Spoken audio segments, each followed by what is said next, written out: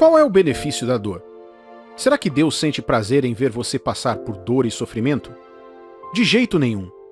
No entanto, mesmo que a vida nos leve a passar por acontecimentos dolorosos, Deus prometeu fazer algo lindo com a sua dor.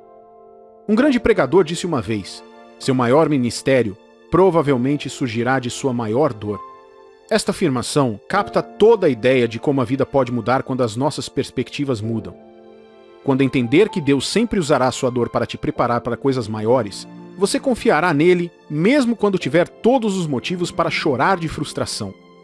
Um debate comum que considero irracional, especialmente entre os cristãos, é se Deus é responsável por situações dolorosas ou se ele apenas permite situações boas e algo está errado quando passamos por um momento difícil. Bem, existem muitas explicações para essas duas teses. No entanto, depois de refletir sobre o assunto, concluí que quer Deus esteja por trás da minha dor ou não, não vou me preocupar com isso. Prefiro escolher confiar no amor dele por mim e crer que quer eu passe pelo fogo ou pelas águas, irei superar tudo. Aprendi isso observando a vida dos 4 rapazes hebreus que estavam cativos na Babilônia: Daniel, Sadraque, Mesaque e Abidnego. Por um lado, estes rapazes, entre muitos outros israelitas, foram tirados de suas casas e de suas terras. Suas cidades foram destruídas e seus entes queridos provavelmente estavam mortos. Como se isso não fosse suficientemente doloroso, eles foram separados de outros membros da família para serem recrutados para serviço do rei. Eles teriam que olhar para o rosto do homem que tirou deles suas casas e famílias e servi-lo todos os dias. Lendo os primeiros capítulos do livro de Daniel, podemos notar sua devoção a Deus. Embora não possamos dizer o que eles sentiram, podemos dizer no que eles acreditavam. Eles ainda acreditavam em viver para Deus, não importando onde a vida os levasse. Não se esqueça, eles foram levados cativos, porque Deus estava punindo toda a nação pela idolatria. Observe que durante o julgamento de Deus sobre Israel pelo cativeiro, algumas das pessoas que foram levadas cativas ou mortas pelas nações invasoras provavelmente não adoravam nenhum ídolo. Daniel e seus amigos eram algumas dessas pessoas. Aqui estavam eles em cativeiro, mas isso não importava para eles. Eles mantiveram os olhos em Deus, estando dispostos a confiar em sua fidelidade ao se dedicarem a Ele. Vimos desde o início como Deus começou a aparecer para eles e a confirmar a sua confiança. Daniel, capítulo 1, versículo 17 diz: Ora, a estes 4 jovens, Deus deu o conhecimento e a inteligência em toda a cultura e sabedoria, mas a Daniel deu inteligência de todas as visões e sonhos. Isso aconteceu depois de esses jovens terem pedido para serem isentos dos pratos do rei, que incluíam alimentos que eram habitualmente proibidos aos israelitas de acordo com a lei de Moisés. Não se esqueça que eles estavam em cativeiro, mas nesse cativeiro eles estavam se tornando maiores do que eles eram antes. Deus estava usando a situação atual deles para quebrar limites em nossas vidas e abri-los para novas possibilidades. Se você continuar lendo, poderá ver como esses jovens estavam dispostos a confiar em Deus mesmo quando suas vidas estavam em risco. Admiro como eles responderam ao rei quando ele ameaçou queimá-los se não se curvassem diante da estátua de ouro. Esses rapazes eram funcionários fiéis e excelentes e não trouxeram nada além de lucro para o rei. No entanto, quando foram colocados numa situação impossível, onde tiveram que escolher entre sua devoção a Deus e a sua vida, eles escolheram a sua fé. Daniel capítulo 3, versículos 16 a 18 diz: Responderam Sadraque, Mesaque e Abidnego ao rei: Ó Nabucodonosor, quanto a isto, não necessitamos de te responder. Se o nosso Deus a quem servimos quer livrar-nos, ele nos livrará da fornalha de fogo ardente e das tuas mãos, ó rei. Se não, fica sabendo, ó rei, que não serviremos a teus deuses, nem adoraremos a imagem de ouro que levantaste. Você consegue ver a determinação deles? Você já se queimou ou colocou a mão no fogo por engano? Eu já, e olha, é doloroso. Qualquer dor que você sinta ao colocar a mão no fogo não é nada comparado a ser jogado em uma fornalha ardente que foi aquecida 7 vezes mais do que o normal. No entanto, enquanto olhavam para as chamas e possivelmente para suas mortes, esses jovens permaneceram inabaláveis. Eles confiaram nos planos perfeitos de Deus para suas vidas. Eles confiaram na soberania de Deus sobre a vida e a morte. Eles acreditavam que Deus os salvaria, e se ele escolhesse não fazer isso, não mudaria a devoção deles a Deus. Ao ler mais dessa história, você verá que eles foram jogados nas chamas, mas saíram ilesos. Qualquer que seja a sua dor, meu amigo e minha amiga, quero que saiba que Deus pode e usará essa dor para te preparar para coisas maiores. E veja só, após a libertação milagrosa do fogo, esses jovens foram promovidos. Não só foram promovidos, como o rei emitiu um decreto que reconhecia sua fé em todo o reino da Babilônia. Ouça, o fato de você estar passando por um momento difícil não significa que Deus te abandonou. Só porque tudo o que você conhece e com o qual se acostumou é dor após dor, não significa que Deus não tem um plano para a sua vida. É hora de mudar as perspectivas. Tire os olhos da dor e concentre-se no plano. Você pode não conhecer os detalhes desse plano, mas se conhecer o planejador, pode ter certeza de que tudo dará certo. O que faz de um homem um soldado? Você se torna um soldado porque se identifica como tal? Será que um homem se torna um soldado só porque isso sempre foi o seu sonho e vai a uma loja comprar uniformes ou armas usadas pelos soldados? Nada disso faz de um homem um soldado. Um homem se torna soldado quando passa pelo processo que forma os soldados. Esse processo o quebra e o remodela completamente. Sua mente e seu corpo mudam e ele se torna um soldado. Ele deixa tudo para trás. Ele perde coisas para poder ganhar algo maior, a honra de representar e proteger sua nação e todos com o que ele se importa. Mas o processo nunca é fácil. Seus treinadores não pegam leve com ele. Os treinos são difíceis. Os dias e as noites são longos. Os soldados estão sujeitos a algumas das piores condições possíveis. Isso é para matá-los? Não. Em vez disso, é para despertar algo maior neles. Quando terminar o treinamento, um soldado pode enfrentar qualquer pessoa e qualquer coisa. Ele se torna mais do que o homem que era quando chegou lá, e essa mudança permanecerá com ele por toda a vida. Meu amigo e minha amiga, Deus pode fazer todas as coisas e não há impossível para ele. No entanto, existem algumas coisas que ele não pode fazer. Uma delas é que ele não pode mentir. Quando Deus fala, ele é obrigado a fazer aquilo. Quando ele fala, suas palavras são absolutas e verdadeiras. Quando ele fala, ele respalda suas palavras com sua integridade. Hoje estou lembrando que, embora você não veja ou entenda isso agora, essa dor em sua vida está sendo usada para te preparar para coisas maiores. Seu relacionamento está passando por um momento difícil? Você está tendo que lidar com um local de trabalho, um chefe, uma jornada acadêmica difícil ou qualquer outra coisa? Deus vê as suas lágrimas e, por mais que queira ver você feliz, Ele vê o quadro geral. Esta é uma jornada e você está passando por uma fase. E se tudo tem um começo, então certamente existe um fim. A Bíblia diz em Provérbios, capítulo 23, versículo 18: porque deveras haverá bom fruto, não será frustrada a tua esperança. Certamente há um fim e um futuro para você, meu amigo e minha amiga. Mantenha viva essa expectativa, esse sonho e essa esperança em seu coração. Não deixe isso morrer.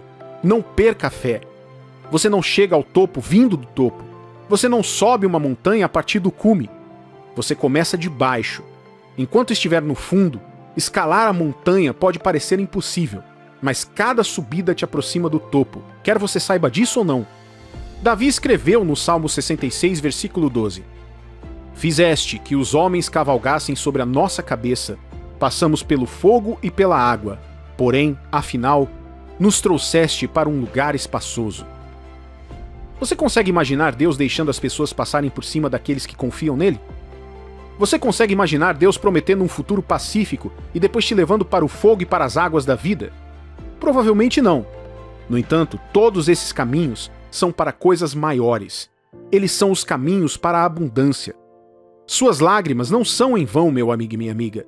Suas orações não estão perdidas. Deus não se esqueceu de você. Suas palavras são verdadeiras e acabei de mostrar exemplos e testemunhos dessa verdade. Deixe sua fé ganhar vida.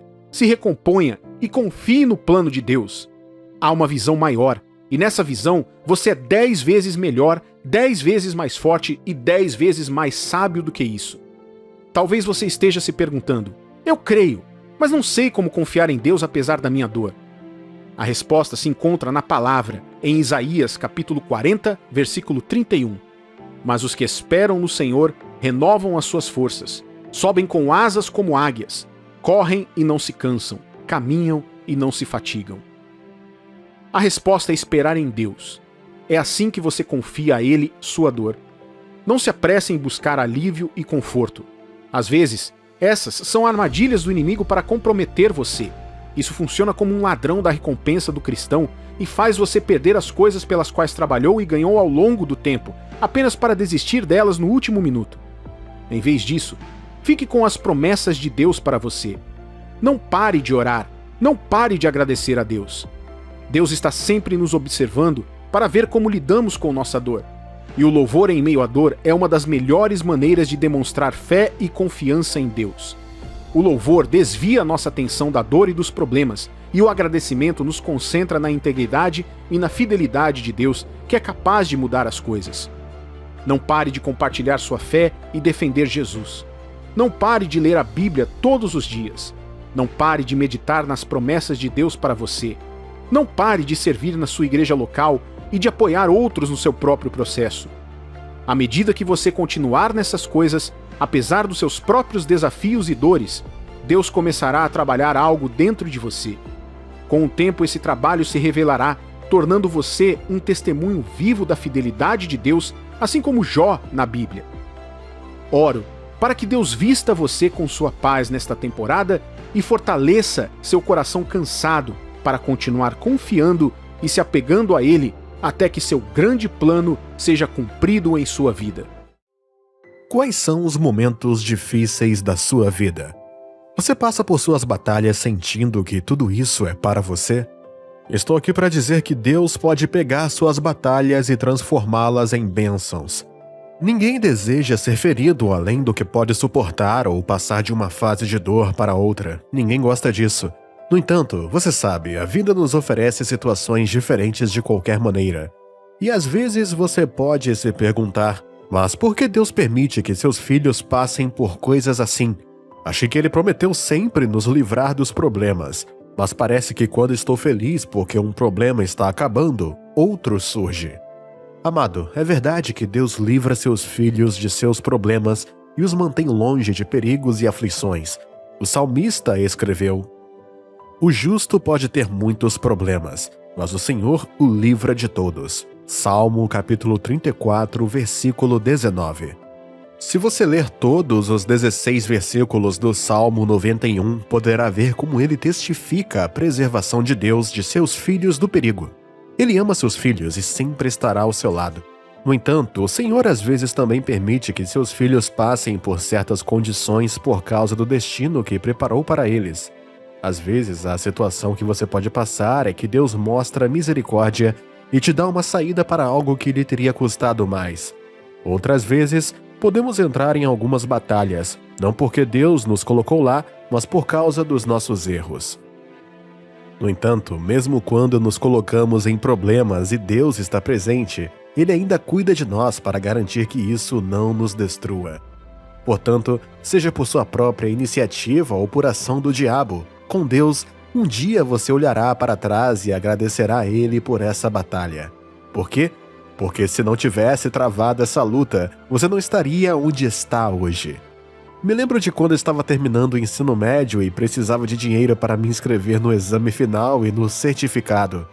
Todos os meus amigos receberam seus formulários. Alguns até conseguiram formulários para fazer exames em outros centros escolares. Foi difícil para mim porque meu pai estava atrasado e minha mãe nem sempre estava por perto. Não consegui dinheiro a tempo e as inscrições foram encerradas. Eu tinha orado, eu havia confessado e crido na palavra de Deus, escrito palavras proféticas para a vida depois do ensino médio e o que faria por ele na faculdade. Agora eu sentia que tudo era mentira. Não parei de acreditar em Deus, mas fiquei com o coração partido. E eu sabia que Ele era real. Eu sabia que Ele era poderoso, mas simplesmente não conseguia encontrar alegria e paz em saber que Ele não providenciou o que eu precisava.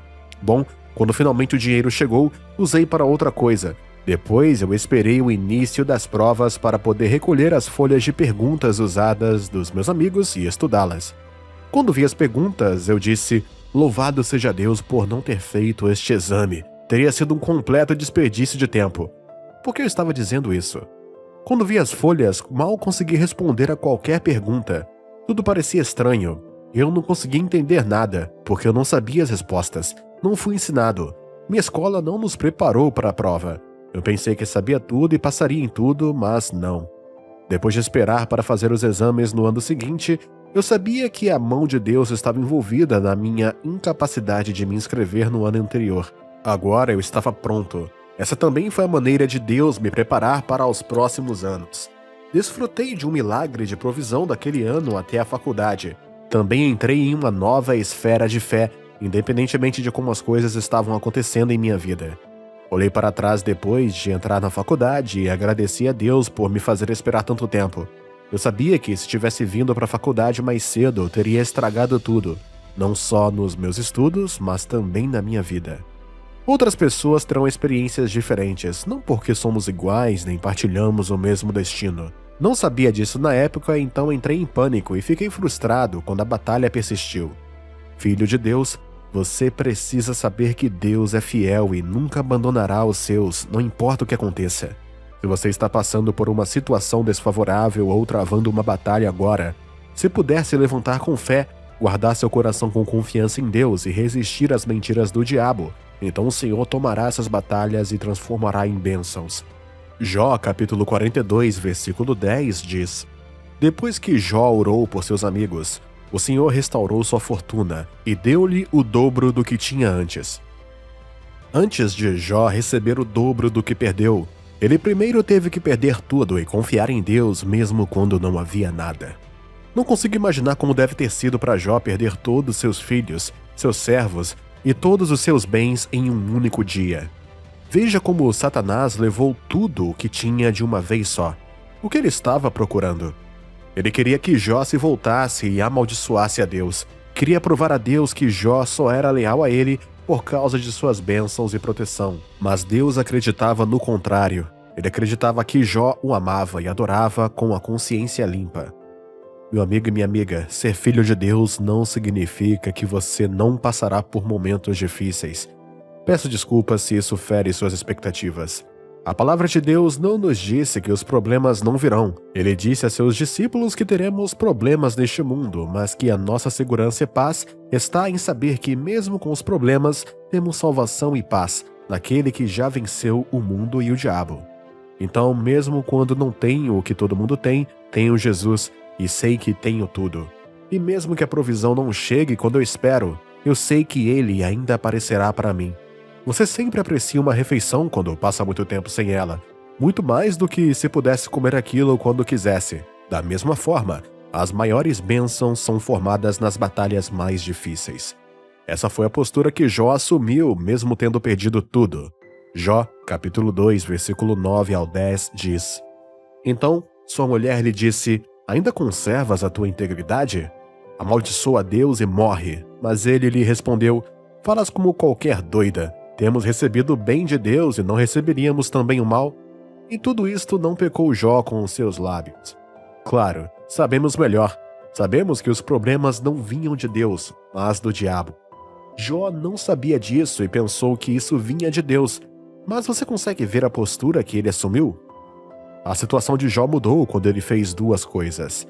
Ele manteve sua fé em Deus mesmo quando não sabia por que estava passando por momentos difíceis. Ele orou por seus amigos, aqueles que, em vez de encorajá-lo, tentavam fazê-lo sentir-se responsável pela sua própria calamidade. Meu amigo, você precisa de fé em Deus para vencer suas batalhas. Jó entendeu isso e disse: Pois eu sei que o meu Redentor vive. Também disse: Há esperança para uma árvore que foi cortada. Vai brotar novamente. Todos os dias do meu tempo determinado, esperarei até que chegue minha mudança. Através da fé, Jó declarava sua confiança em Deus de pegar o que havia sido destruído e dar-lhe vida de volta. Através disso, ele entregava as batalhas a Deus e optava por manter os olhos no único que poderia salvá-lo. Acredite quando digo que Deus procura pessoas que possam confiar nele, mesmo quando parecem não ter motivo para isso. Agora, o que significa ter esperança contra a esperança? A Bíblia diz que Abraão tinha esperança contra toda esperança. Quando não há nenhuma razão aparente para ter esperança e nada pelo que esperar, e ainda assim você tem esperança de que algo ainda pode acontecer, porque o Deus Criador está envolvido. O Deus a quem servimos, aquele que pode chamar os mortos de volta à vida, aquele que pode falar com coisas inexistentes e trazê-las à existência, esse é o Pai Celestial. E Jó foi capaz de andar nesta fé. Com essa atitude, ele desenvolveu o poder de orar por aqueles ao seu redor, inclusive por aqueles que não estavam ao seu lado. Há uma lição a ser observada aqui.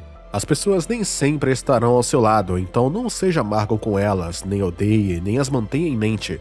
Não busque uma bênção para provar que elas estão erradas ou fazê-las se sentir mal. A bênção que Deus está reservando para você não é provar isso. Pelo contrário, é para glorificar a si mesmo e você no processo. Veja, enquanto Jesus montou naquele jumento em sua entrada triunfante em Jerusalém, o jumento participou da honra que ele estava recebendo do povo. Da mesma forma, quando Deus se glorificar em sua vida, você também será glorificado. Mas se você buscar a glória sozinho, não vai conseguir. A fé de Jó entregou suas batalhas a Deus, mas se ele tivesse acomodado a amargura, ele não teria sido capaz de receber o 2 vezes mais que estava vindo em sua direção. Algumas pessoas estão cheias de fé, e Deus já mudou a situação delas. No entanto, tudo que as mantém onde estão agora é que estão pensando em como se vingar dos outros quando seus milagres acontecerem. Elas guardam rancor, são amargas e raivosas. Isso deu espaço ao diabo e ele bloqueou a porta de suas vidas para que as bênçãos de Deus não pudessem entrar. Meu amigo e minha amiga, é hora de seguir o caminho mais elevado, que é o caminho da fé completa na capacidade de Deus e do caminho do amor e da paz. Deus ainda está mudando vidas e histórias. Sua vida não é uma exceção, mas você deve crer e estar com Deus, assim como Jó fez. Deus promete que ninguém que crê nele será envergonhado. A glória esperando por você do outro lado desta batalha, se você confiar em Deus. Não desista, basta crer e confiar, e você verá Deus transformar esta provação em um testemunho. Há um lugar na Bíblia onde Deus diz: proclamarei o decreto do Senhor. Ele me disse: tu és meu filho, hoje me tornei seu pai. Salmos capítulo 2, versículo 7. Embora este versículo fale sobre Jesus Cristo, ele também fala sobre você. Como sei disso? Porque a palavra de Deus também diz isso em Romanos capítulo 8, versículos 29 e 30. Porquanto aos que de antemão conheceu, também os predestinou para serem conformes à imagem de seu Filho, a fim de que ele seja o primogênito entre muitos irmãos. E aos que predestinou, a esses também chamou. E aos que chamou, a esses também justificou. E aos que justificou, a esses também glorificou. Em outras palavras, Deus não é apenas o Pai de Jesus Cristo. Ele também é o Pai de qualquer pessoa que vem a Ele através de Jesus, e através da fé você se tornou dele. Pense nisso por um momento, querido filho de Deus. Qual é a sua opinião sobre você mesmo? Quem você pensa que é? Alguém já te fez essa pergunta e você pensou: tudo bem, talvez, porque eu não seja rico, com muito dinheiro e carros, não conheça nenhuma celebridade ou não tenha um ótimo diploma, então não sou ninguém? Mas isso não é verdade. Se você pensa isso sobre si mesmo, então não sabe quem você realmente é. Você não é comum. Você não é um rosto na multidão. Você é importante, escolhido por Deus, chamado das trevas, para demonstrar sua beleza e glória a um mundo em trevas. 1 Pedro, capítulo 2, versículo 9, descreve isso perfeitamente para que possamos ver. Diz: vós, porém, sois raça eleita, sacerdócio real, nação santa, povo de propriedade exclusiva de Deus, a fim de proclamardes as virtudes daquele que vos chamou das trevas para a sua maravilhosa luz. Quando essas palavras entram em seu espírito, elas evocam dentro de você um profundo sentimento de admiração e gratidão a Deus por sua misericórdia e graça para com você. Meu amigo e minha amiga, você não foi salvo por Deus para se perder na multidão ou para ser apenas uma dessas pessoas. É o desejo de Deus fazer de você uma personalidade a ser reconhecida neste mundo. Um homem de Deus escreveu isso há alguns anos. Ele disse: você não é um acidente. Você é uma criação deliberada de um grande Deus. Essas palavras ficaram comigo desde que as li e sempre me lembro. Não sou um acidente. Sou uma criação deliberada de um grande Deus. Estas palavras ecoam as palavras de Pedro. Elas nos dizem que, independentemente das circunstâncias que cercam nosso nascimento, infância, origem ou status social, em Cristo somos escolhidos de maneira maravilhosa e impressionante por Deus para mostrar sua beleza. Você é incrível, sim. Estou falando de você, a pessoa que está ouvindo agora. Você pode olhar para si mesmo e se sentir deslocado. Você pode olhar para si mesmo agora e não ver nada, apesar da sua fé. Acredite, sua fé é sua marca registrada. É a sua identidade. É o que confirma você como um bem precioso de Deus, destinado a uma vida linda. Você deve chegar ao ponto de abraçar quem você é em Cristo. Existem algumas coisas que você deve saber sobre o que significa ser escolhido. Então vou te contar sinais de que você foi escolhido, mesmo que você ainda não saiba disso. Como comecei dizendo e mostrando a você na Bíblia, seu relacionamento com Jesus colocou você entre a família de Deus, separado pelo próprio Deus, como Pedro escreveu para mostrar seu louvor. Portanto, como filho ou filha escolhido por Deus, quando você olha para o mundo, Ele vê e reconhece você. Ele vê você como lindo e único. Ele vê você como seu instrumento na terra, aqui para cumprir um propósito e plano divino na terra. Não é incrível que Deus olhe para a terra e veja alguém com quem pode contar, e esse alguém é você? Além disso, a Bíblia diz que, como escolhido de Deus, você é um indivíduo santo e peculiar. Ser santo significa que Deus separou você não apenas para sua obra, mas também para Ele mesmo. No passado, Deus instruiu Moisés e os sacerdotes a pagarem itens feitos de ouro e outros materiais preciosos e dedicá-los a Ele. Ninguém mais teria acesso para usar esses itens uma vez que fossem dedicados a Deus. Eles deveriam então ser chamados de vasos de Deus, materiais sagrados. Sim, eles continham os mesmos elementos dos materiais que você compraria em uma loja, mas por serem propriedade de Deus, eram sagrados e não podiam ser adulterados. Ninguém poderia usá-los para outra coisa senão para propósitos espirituais. Eu poderia escrever muitas coisas sobre esse assunto, mas agora vou mostrar algo especial. Através de Cristo, Deus escolheu você para ser seu vaso onde sua presença habita.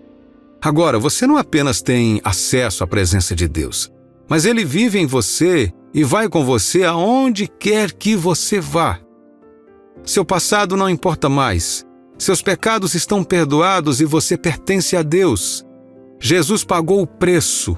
Portanto, ninguém, homem ou demônio, pode reivindicar a propriedade de você.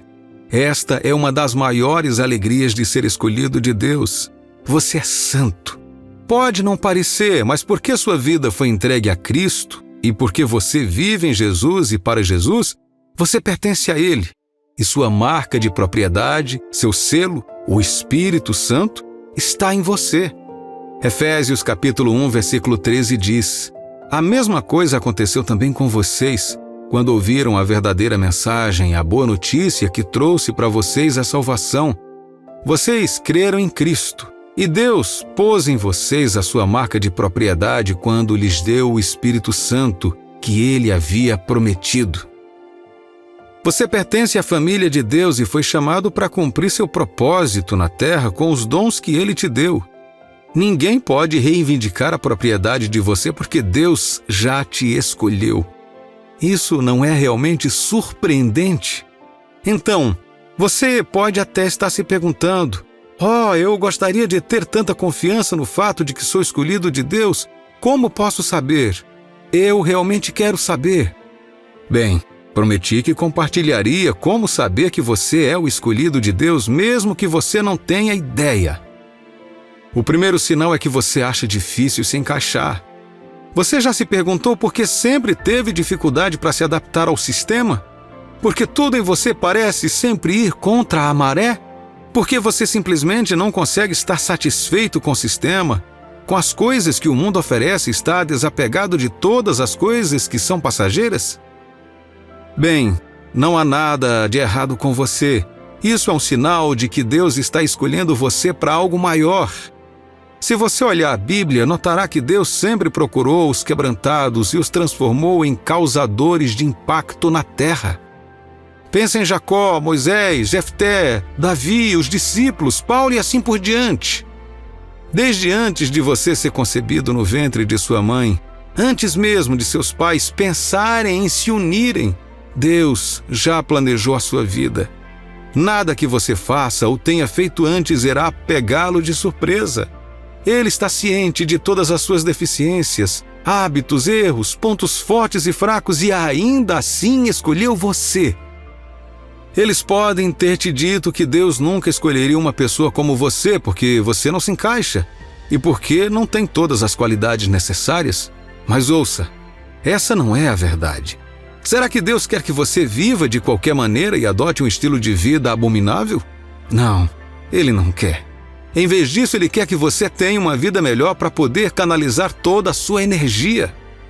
Imagine o zelo de Saulo antes de se tornar Paulo. Ele estava empenhado em destruir os cristãos e todos os que serviam a Jesus. Mas quando conheceu Cristo a caminho de Damasco, o homem que mais tarde se autodenominaria o principal dos pecadores foi salvo, e Deus canalizou esse compromisso inabalável para a pregação do Evangelho.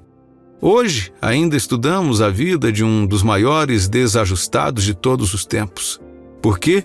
Porque ele abraçou sua verdadeira identidade em Cristo. Quando não se encaixar, não pense que algo está errado com você. É um sinal de que você foi escolhido. Então, em vez de fugir, atenda ao chamado e abrace quem você é naquele que fez e escolheu você. O segundo sinal é que você sempre sai com segurança. Lembro-me de muitos anos atrás, antes de me tornar cristão, entre minha infância e adolescência. Percebi que sempre fui atraído pelo perigo. Eu estava quieto por fora, mas dentro de mim havia uma criança ansiando por aventura, mesmo que isso significasse me colocar em perigo. Claro, sei que foi o diabo tentando me destruir, porque, quando olho para as coisas das quais escapei e sobrevivi ileso, só posso dizer que Deus estava me guardando. Mesmo depois de me tornar cristão, me tornei cada vez mais consciente de que houve muitos ataques do diabo na minha vida, dos quais eu não tinha conhecimento, e Deus tem lutado por mim e me preservado até este momento. Querido filho de Deus, este é um dos sinais de que você foi escolhido. Você enfrentou circunstâncias que teriam devastado outras pessoas. No entanto, você está aqui hoje. Você foi escolhido por Deus. Isso não significa que você seja melhor ou mais inteligente do que aqueles que foram pegos em perigo. Isso não significa que Deus não os ama. Significa simplesmente que você foi escolhido de acordo com a sabedoria e excelência do seu conselho. Deus conhece e vê todas as coisas. O diabo não sabe todas as coisas. Ele pode prever, mas não pode dizer com certeza o que Deus tem reservado para você. Então, quando perceber que Satanás está sempre te atacando e colocando você em situações destinadas a te destruir, não tenha medo. Na verdade, isso é um sinal de que Deus está fazendo algo em sua vida que você nem percebe, e o diabo quer que você saia da vontade de Deus. Veja, a Bíblia não nos disse que, como povo escolhido de Deus, não seríamos atacados. Em vez disso, ela diz que serão forjadas armas contra nós de diferentes direções e que diversos desafios virão para nos derrubar. No entanto, em tudo isto, ninguém conseguirá destruir completamente. Esta é a própria palavra de Deus, garantindo que nenhuma arma enviada para te prejudicar terá sucesso na sua missão. O diabo emprega diversas armas, como o medo, em seu arsenal. Contudo, como filho de Deus, você não precisa aceitar o medo. Deus prometeu que as armas de Satanás não vencerão você. Elas podem persistir, mas no final você sempre sairá vencedor.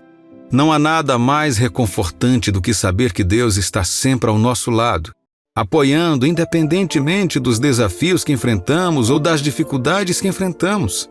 Há uma luz radiante no final, trazida pelo Senhor, não importa quão formidáveis ou aterrorizantes possam parecer os obstáculos.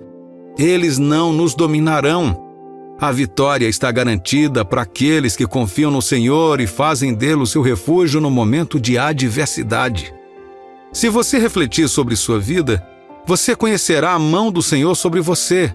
Olhando para trás, você verá que, sem o Senhor, você não teria superado as provações que enfrentou. Deus escolheu você, meu amigo e minha amiga. É hora de assumir sua identidade como cristão. Enquanto você ouve agora, estou orando por você.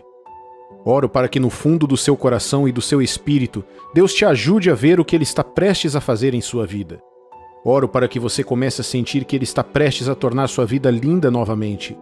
Ainda não acabou, meu amigo e minha amiga. Não perca o controle. Em vez disso, continue firme na fé e confie no Senhor. A Bíblia diz em Hebreus capítulo 10, versículo 23: Guardemos firme a confissão da esperança sem vacilar, pois quem faz a promessa é fiel. E acrescenta em 1 Tessalonicenses capítulo 5, versículo 24: Fiel é o que vos chama, o qual também o fará. Se ele te chamou das trevas, do mundo, do pecado e da multidão para a sua luz, para ele mesmo, então ele o fará. Tenho observado algo comum recentemente e espero encorajar a sua fé com isso. Ultimamente percebi que Deus tem transmitido mensagens da igreja ao seu povo sobre o tema desespero. Estávamos sempre falando e estendendo a mão aos que lutavam contra o pecado e outros hábitos ímpios, mas agora enfrentamos o grande desafio do desespero. Cada vez mais indivíduos, e me refiro a cristãos fiéis e honestos, continuam a lutar silenciosamente contra o desespero. Esse desespero é o medo e a depressão em relação ao passado, presente ou futuro. Certa vez, conversei com um irmão que se abriu e me contou que recentemente conversou com outro irmão na fé que estava lutando contra a depressão. Muitos de nós estamos em diferentes fases de nossas vidas e muitos estão cansados. Muitos estão exaustos e não sabem se conseguirão aguentar por muito mais tempo. Quando você olha em volta, talvez pareça que você está sozinho. Parece que você não tem amigos, família, confiança e ajuda de lugar nenhum. Você ora, serve, dá e demonstra amor, mas parece que nada está acontecendo e você está avançando cada vez mais no caminho da depressão. Deus está enviando esta mensagem para você de que Ele ainda não terminou a obra dele na sua vida. Quero que você se apegue a estas palavras do Salmo 34, versículo 19. Muitas são as aflições do justo, mas o Senhor de todas o livra. O Salmo 34 como um todo é muito interessante. O autor sente a influência da fidelidade de Deus e tenta expressá-la através de expressões de alegria. No Salmo, ele expressa sua gratidão por sua fé em Deus e ao mesmo tempo nos explica os benefícios dessa fé, a grandeza de sua crença em Deus e seus sentimentos por Ele. Um dos temas mais expressivos e interessantes desse versículo é o justo. Nessas palavras está o segredo de sua esperança e segurança, meu amigo e minha amiga. Deus pode não libertar a todos, mas você vê que a pessoa justa, a pessoa que anda com Deus em fé e obediência, tem esperança, não importa quão profundamente esteja em apuros hoje. Lembro de uma época da minha vida, há alguns anos, quando não estava próximo de Deus. Aconteceram certas coisas sem precedentes que me pressionaram tanto que cheguei a entreter pensamentos suicidas. Eu tinha me dedicado tanto às coisas em que acreditava e quando parecia que elas não aconteciam do jeito que eu esperava, cada parte de mim teve dificuldade para crer que Deus estava na minha história.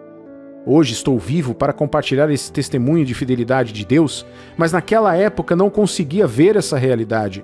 Era impossível para mim enxergar além da minha mágoa, da minha decepção e da minha raiva. Certo dia eu estava voltando para casa pensando na melhor forma de acabar com a minha vida, porque não via nenhuma razão para viver. Enquanto caminhava pela rua, lembrei de um versículo em meu espírito, como um sopro. Era o Salmo 27, versículo 1. Quando cheguei em casa, li, e era isso que dizia: O Senhor é a minha luz e a minha salvação. De quem terei medo? O Senhor é a fortaleza da minha vida. A quem temerei? Fiquei impressionado com palavras que me disseram que eu não servia para nada e era um fracasso e que não tinha futuro. Mas essas palavras me trouxeram uma paz que me impediu de causar qualquer dano a mim mesmo. O Senhor é a fortaleza da minha vida. Encontrei isso e minha fé foi restaurada de volta a Deus. Com o tempo, Deus me mostraria que Ele estava comigo enquanto eu passava por aquela fase sombria da minha vida e Ele gradualmente me trouxe até onde estou agora. Isso é o mesmo que Davi disse anteriormente. Muitas são as aflições do justo, mas o Senhor de todas o livra. A esperança do justo é que o Senhor Deus esteja ao seu lado. Talvez você não tenha tido tempo para refletir sobre essas palavras antes, mas observe-as profundamente agora. Quem é a pessoa justa? São aquelas que depositaram sua fé em Jesus e se comprometeram a servir a Cristo sem recuar. é a pessoa que decidiu confiar o seu futuro nas mãos de Deus. São aquelas pessoas que Deus declarou livres do pecado, não porque sejam perfeitas, mas por causa do que Cristo fez e da sua fé. Os problemas não são um problema para o justo. Não porque os problemas não venham, mas porque não marcam o fim do justo. O justo tem apenas um fim, e é encontrado na palavra de Deus no Salmo 37, versículo 37. Observa o homem íntegro e atenta no que é reto, porquanto o homem de paz terá posteridade. Você pode não parecer hoje, mas você é a pessoa mais privilegiada e afortunada do mundo se estiver com Deus. Sua vida pode não parecer assim porque as coisas não estão ao seu melhor agora, e você continua a lutar para ver qualquer razão para permanecer na fé. Mas trago para você estas palavras de Deus. Seu problema não é o seu fim. Sua situação atual não é o seu destino final. Os problemas não são o fim do cristão verdadeiro. Os justos podem ter muitos problemas, mas eles também têm um Deus que está ao lado deles durante todos os seus problemas para livrá-los de todos eles. A Bíblia diz que mesmo que o justo caia 7 vezes, ele se levantará novamente. Novamente eu digo, quem é a pessoa justa? São aquelas pessoas que Deus declarou livres do pecado, não porque sejam perfeitas, mas por causa do que Cristo fez e da sua fé em Cristo. Davi escreveu sobre a bem-aventurança do justo no Salmo 32, versículo 2. Bem-aventurado o homem a quem o Senhor não atribui iniquidade e em cujo espírito não há dolo. Você é abençoado em Cristo Jesus. Deus não está usando as trevas ou os fracassos do seu passado para definir o seu futuro. Os pensamentos dele sobre você são bons pensamentos e ele planeja te dar um futuro, acima de tudo, feliz. Sua fé continuará a se deteriorar se você se concentrar nas coisas que não estão funcionando ou nas coisas pelas quais está passando. Veja, o que acontece com o poder da fé é que ela é tão poderosa quanto o encontro em seu espírito. Isso significa que se não houver um encontro com Deus, se não houver exposição à luz da palavra de Deus, então a sua fé morrerá de fome e será corroída pelas trevas da dúvida e da incredulidade. Em pouco tempo você se verá duvidando e atacando exatamente as coisas em que antes encorajou os outros a acreditar. Para que a sua fé cresça e permaneça forte, te encorajo a permanecer com o que Deus disse sobre você em sua palavra. Quanto mais próximo você estiver da palavra de Deus por meio do estudo pessoal, da oração consistente, da comunhão com pessoas da fé e da companhia daqueles que lembram o que a palavra de Deus diz, mais chances você terá de superar os períodos sombrios. Essas chances são para você ver luz e futuro, mesmo nas situações mais desfavoráveis. Você consegue imaginar o que teria acontecido se eu não tivesse ouvido a palavra que o Espírito Santo colocou em meu coração naquele dia, enquanto eu estava voltando para casa para acabar com a minha vida? Imagine se eu estivesse cercado por incrédulos que vivessem na mesma depressão que eu. Não sei o que teria acontecido comigo, mas graças a Deus que Jesus me ajudou a ouvir quando ele falou. Veja, a palavra de Deus que você leva em seu espírito hoje falará no dia em que você não tiver mais nada em que se agarrar. Os justos, a quem o Senhor sempre ajudará, viverão pela fé. Isso é o que a Bíblia diz. Essa fé não está na promessa de uma pessoa, mas é a fé no Senhor Deus, o Criador do universo, para quem nada é impossível. Eu encorajo você a permanecer na fé e confiar em Deus. O diabo quer que você abandone sua fé. É por isso que a nossa luta é chamada luta de fé. É uma luta para permanecermos fortes na fé. É a nossa fé o escudo com o qual nos defendemos das flechas do diabo. Se você abandonar sua fé, irá se expor aos ataques do inimigo. Mas quando você se apega a ela, logo o diabo não poderá te atingir. Você precisa manter a fé e confiar em Deus, assim como Jó manteve a fé e disse: todos os dias do meu tempo determinado esperarei até que a minha mudança chegue. E eu sei que meu Redentor vive. Até que Deus realmente apareceu. E se Deus finalmente apareceu para Jó e fez o final dele melhor do que o começo, imagine o quanto mais ele aparecerá para você. Confie em Deus e mantenha a fé nele, meu amigo e minha amiga. Ele está prestes a tornar a sua vida linda novamente, independentemente do que você possa ter passado. A oração é uma arma poderosa nas mãos do verdadeiro cristão. É tão poderosa que, depois de estar equipado com toda a armadura de Deus, a Bíblia diz ao cristão para orar sem cessar. Em outras palavras, A nossa verdadeira arma contra o diabo é a oração e a fé na palavra de Deus, como diz Efésios, capítulo 6, versículo 18. Com toda oração e súplica, orando em todo o tempo no Espírito e para isso vigiando com toda perseverança e súplica por todos os santos. Quando Deus se tornou humano e viveu entre nós como Jesus Cristo, a Bíblia nos diz que ele orou. Jesus, que é o nosso exemplo perfeito, a personificação de Deus e do homem, orou. Ele sabia que enquanto estivesse na terra, ele era um homem, e por causa disso ele tinha que orar, ou então ele também seria vítima daquelas coisas que os homens também são vítimas. Jesus sempre orava. Antes de sair durante o dia para realizar todos os tipos de milagres, ele primeiro se isolava de todos os outros enquanto eles dormiam e orava. Ele se certificou de mergulhar em oração antes de enfrentar qualquer dia. Não é de admirar que, quando ele falava, os demônios gritavam. Antes que ele dissesse qualquer coisa, eles fugiam. Por quê?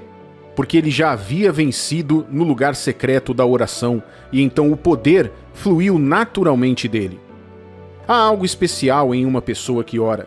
Há um ar que pode ser sentido quando você está perto dela. Não subestime o poder à disposição de quem tem o altar de oração sempre ativo. Essa pessoa pode mudar coisas. A oração muda as coisas, meu amigo e minha amiga.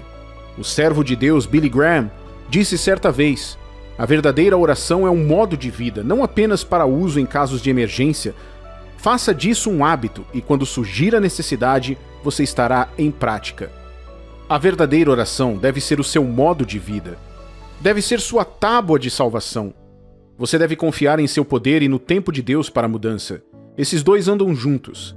Você não pode se recusar a orar enquanto espera que as coisas mudem.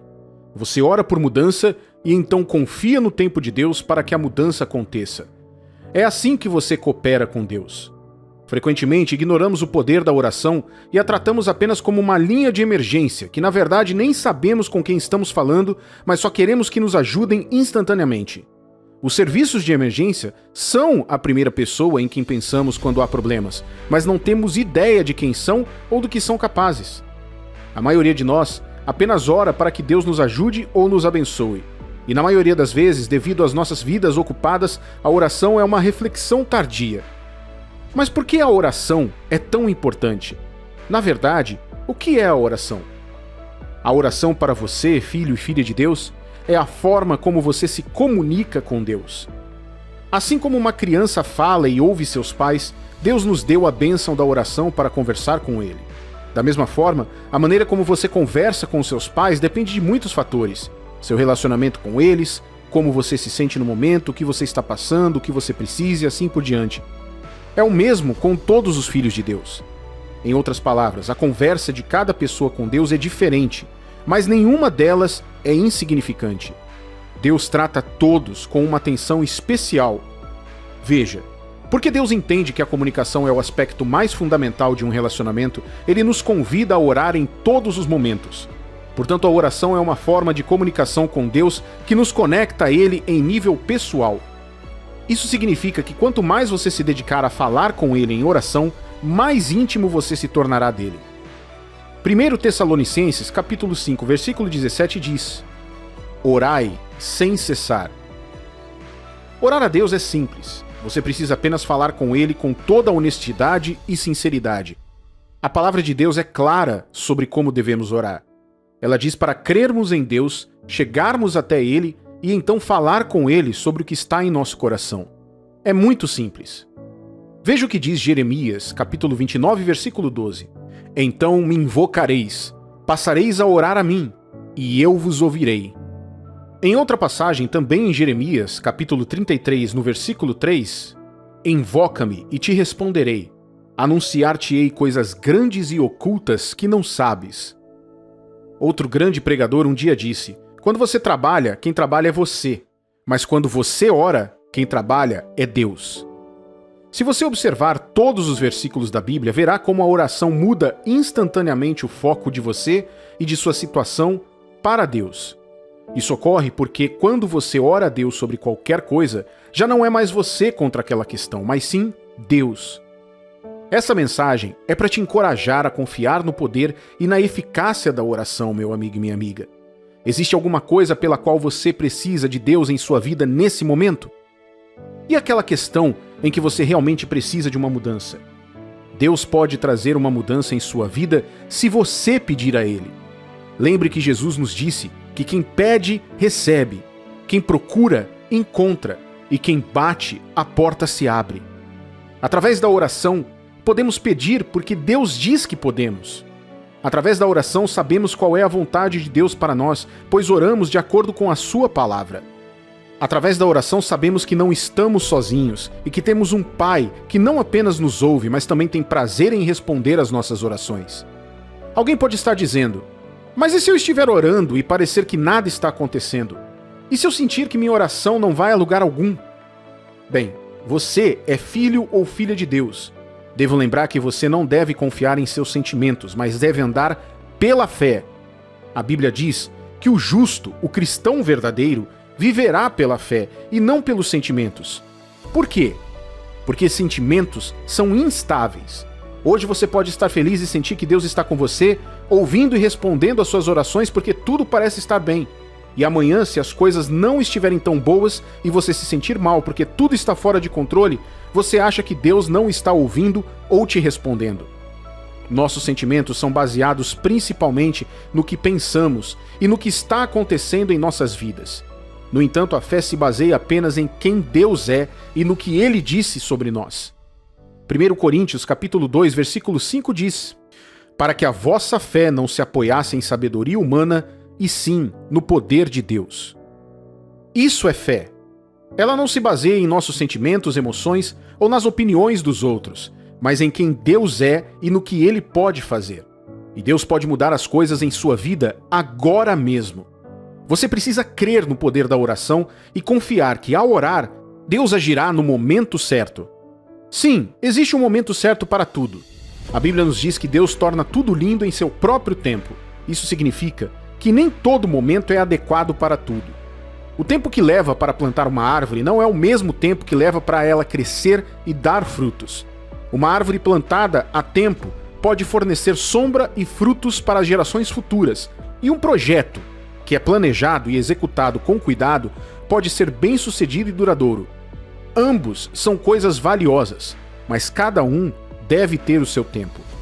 Então, o fato de nada parecer estar acontecendo agora, mesmo que você esteja orando, não deveria te desanimar.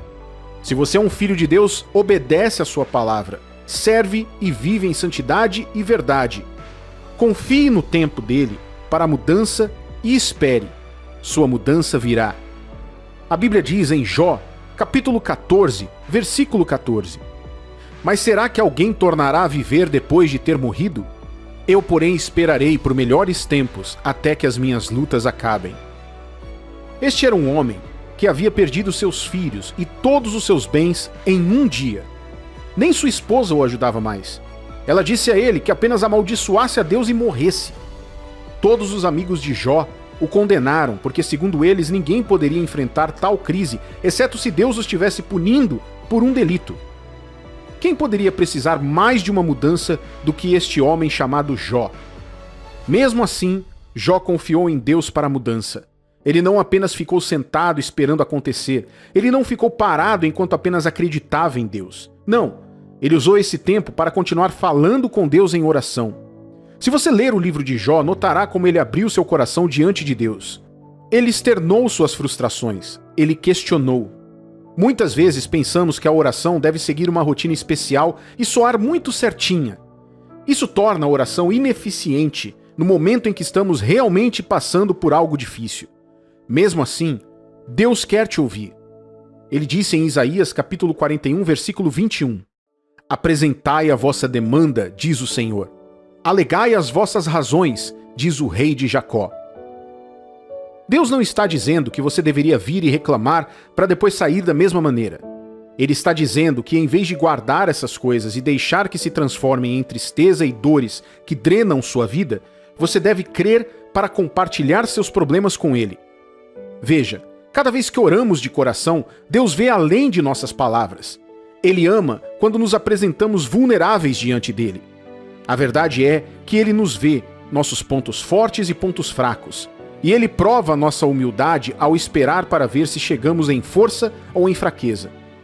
Muitos crentes não recebem nada de Deus porque dependem muito de si mesmos. Eles não oram porque precisam de Deus, não.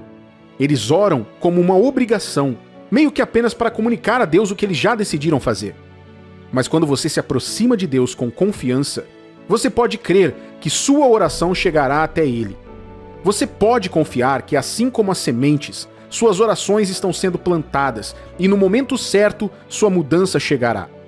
Se você está cansado e sente que deveria desistir, peça ao Senhor forças para continuar firme. Pode não ser fácil ou agradável, mas não pare de orar. Não deixe de crer no poder da oração. O Salmo 73, versículo 26 diz: Ainda que a minha carne e o meu coração desfaleçam, Deus é a fortaleza do meu coração e a minha herança para sempre. Para concluir, quero dizer que a oração estabelece o plano de Deus e torna o elo entre a sua vontade e a sua realização na terra. Coisas incríveis acontecem e temos o privilégio de sermos canais de oração do Espírito Santo. Suas orações não são desperdiçadas, meu amigo e minha amiga. Seu tempo virá. Não dê ouvidos a quem diz que você está perdendo tempo orando e esperando em Deus. Elimine as distrações e ore novamente. Quanto mais orar, mais você se elevará no Espírito. Quanto mais se eleva no Espírito, mais você poderá obter as coisas que Deus tem preparado para você.